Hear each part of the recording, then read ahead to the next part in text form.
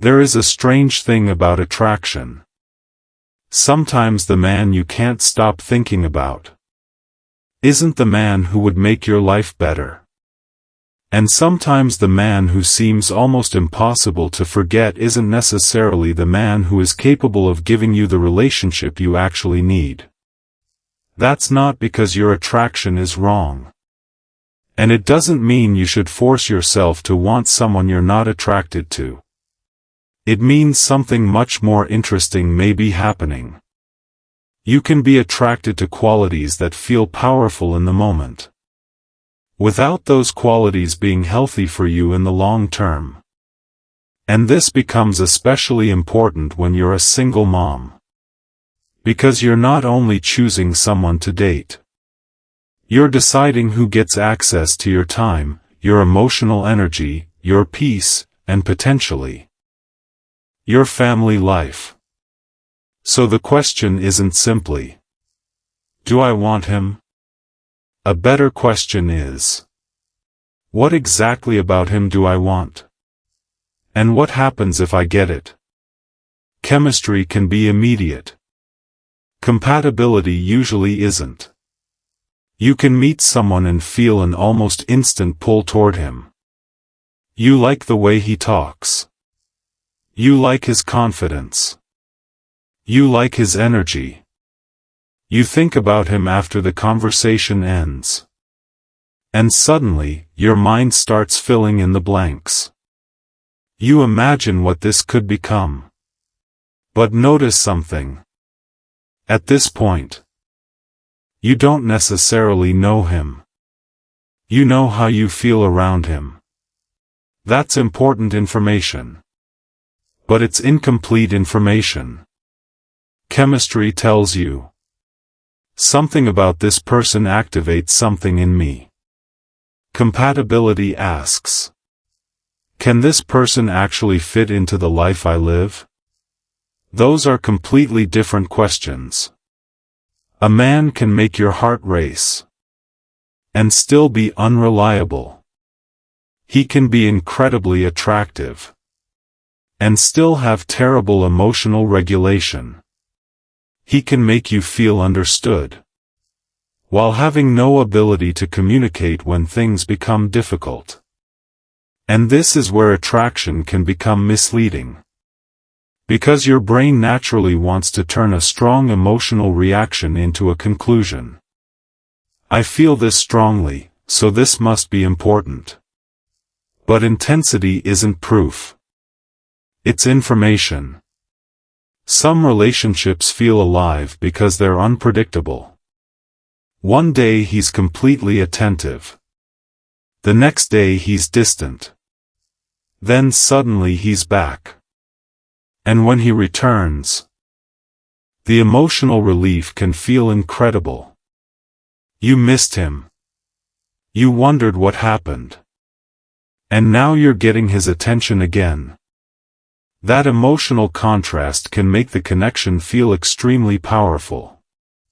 Psychologists sometimes describe this kind of pattern as intermittent reinforcement.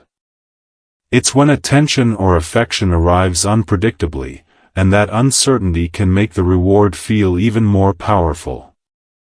You're not necessarily more connected. You may simply be more invested in finding out when the next moment of attention will come. But powerful isn't always healthy. Consistency doesn't always create fireworks. Sometimes it feels almost ordinary. He says he'll call. He calls. He says he'll be there. He shows up. You tell him something matters to you. He remembers. There isn't a constant emotional roller coaster. And because there's less uncertainty, there may also be less adrenaline. But that's exactly the point.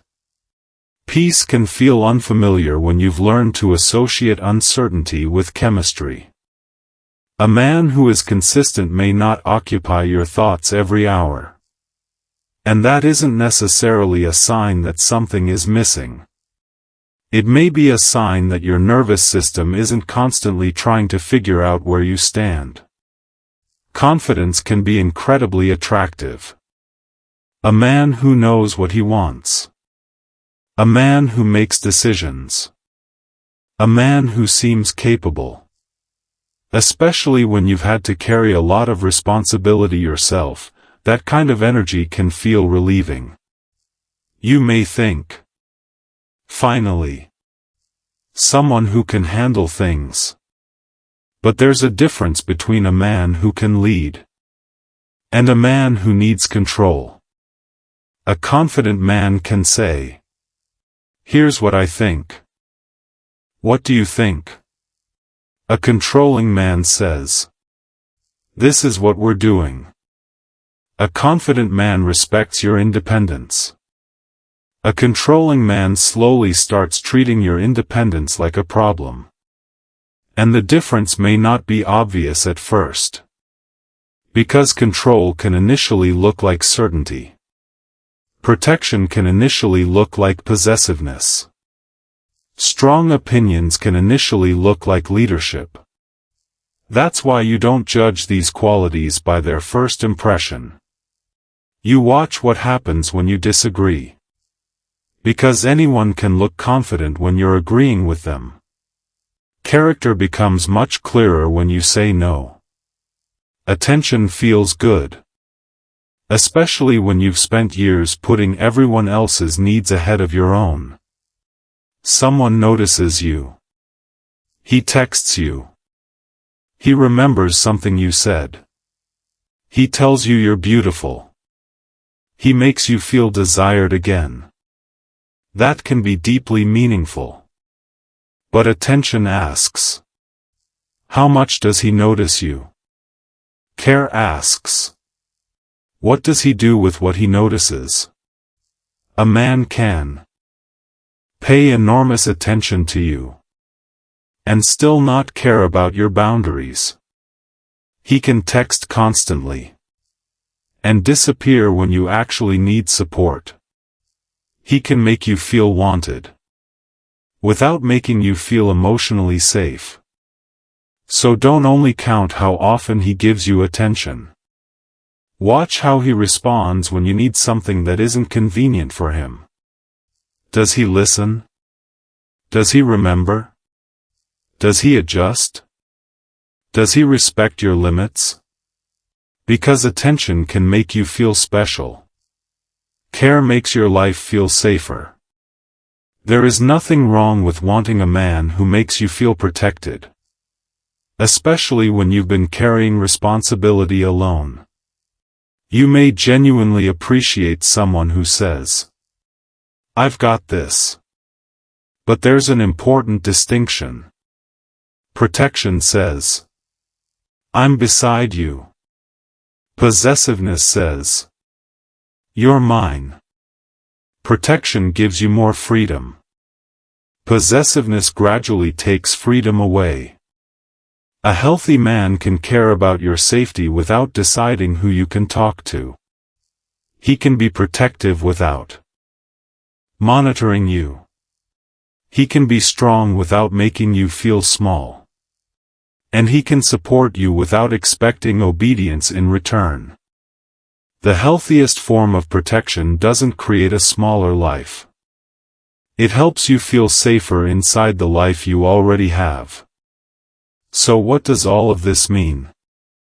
Does it mean you should ignore chemistry? No. Does it mean you should choose the man who looks perfect on paper even if you feel nothing? No. That's not the lesson. The lesson is to stop asking attraction to answer questions it was never designed to answer. Attraction can tell you, pay attention. It cannot automatically tell you, trust him. Compatibility takes time. Character takes observation. Trust takes consistency. And emotional safety becomes visible through repeated behavior. So instead of asking only, how strongly do I feel about him? Start asking, How do I feel after spending time with him? Do you feel calmer?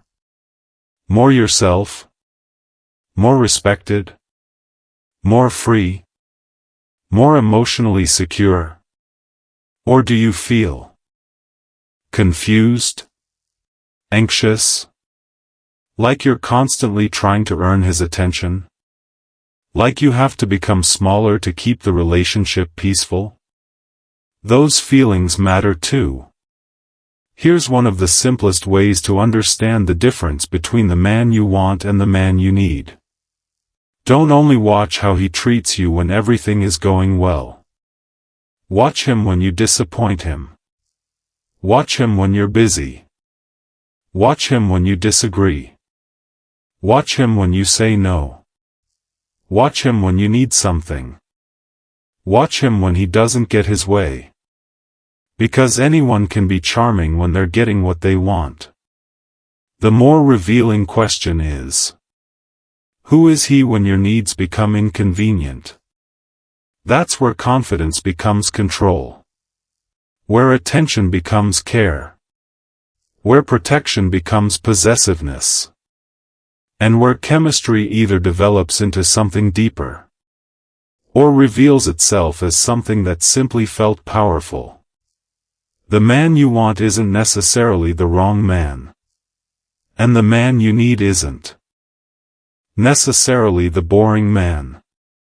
Sometimes they're the same person. That's the beautiful possibility.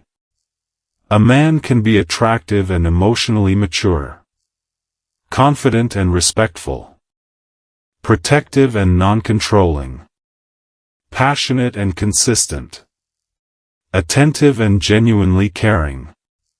You don't have to choose between chemistry and compatibility. You just have to stop assuming that chemistry automatically proves compatibility. Because attraction is the beginning of the story. It isn't the ending. So the next time you feel an incredibly strong pull towards someone, don't immediately ask, "How do I get him to want me?" Pause. And ask something more important.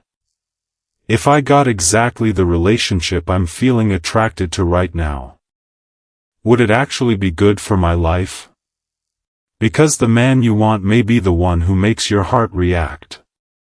But the man you need is the one whose presence still feels right after the excitement becomes ordinary.